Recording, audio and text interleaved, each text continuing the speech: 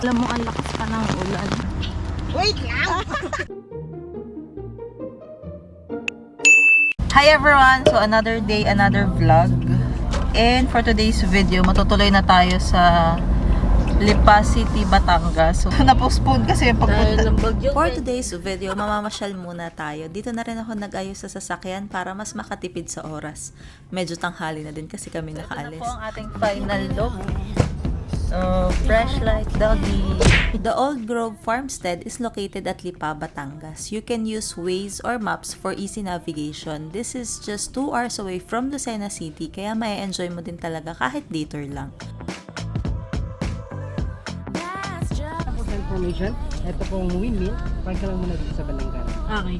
As of the moment, hindi sila nag-accept ng walk-in, kaya for reservation, you can book your visit sa FB page nila. Everyone, nandito na tayo sa Old Grove Farmstead. Pupunta na tayo sa information para saan ba?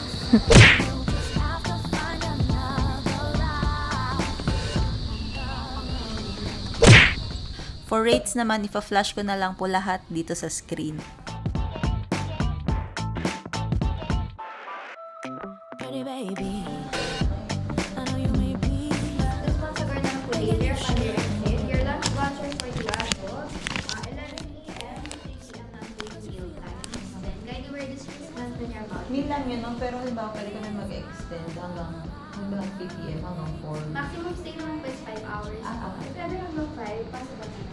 So, pupunta na muna kami ngayon sa restaurant para kumain kasi hindi pa kami naglalan. So, ayun, pwede naman daw magdala ng sasakyan once na magla-lunch kasi may parking naman daw dun. So, magdadala na lang kami. Tapos, pag pupunta kami dito sa Red Barn, ayun yung Red Barn. Ay, kain Saka muna dun- tayo, mahal. Oo nga. Saka dun sa dock. Babalik na lang ulit kami dito para dito mag-park. Picturean mo akong madami ha? So, this is the Purple Restaurant. Grabe, nag-expect talaga ako ng buffet today. Wow. Yes. At buti na lang, buffet.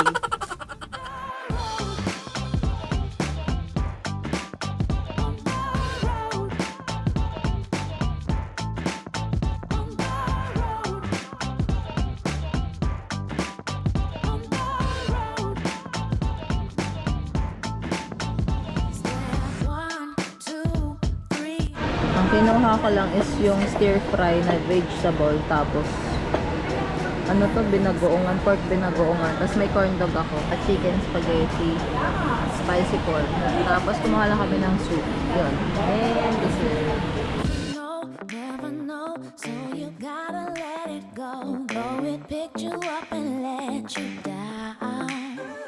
Lovers roll, lovers roll. You wanna journey so. Ay, shit, hindi ko napansin. Dali pa ba ako mag-ilok? Panginoon ko yun. Keep your head up. One day there will be no clouds. So, babalik kami doon sa information. Bibili kami pakain ng ship. Ay, alas 3 na. Wala na tayong kakainin. Kaya nga, gusto ko magstay dun sa aircon. Or sa aircon. So, walang tigil ang ulan. O nasaan ka araw. Na paano na ang pag-ibig sa isa't isa. Bakit wala? Doon muna tayo may upuan doon. Ay, buwaso. Umalis nga yung foreigner. Foreigner. Ginusto mong umalis eh. Ano na tayo dadaan eh, sa kabila. Eh, lalo lumakas ang ulan. Magpipid ka.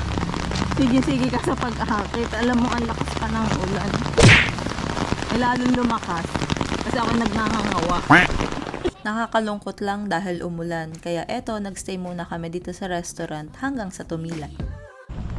So dahil tila na ang ulan, gora na. Gora na kami para magpakain ng mga kambing at itik. Itik ba yun? Tupa at saka bibe. Nagbili kami ng pakain, ng feeds dito sa information.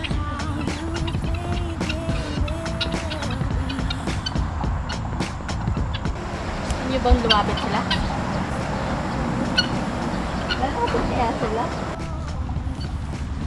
Nangangagat Nangangagat ba?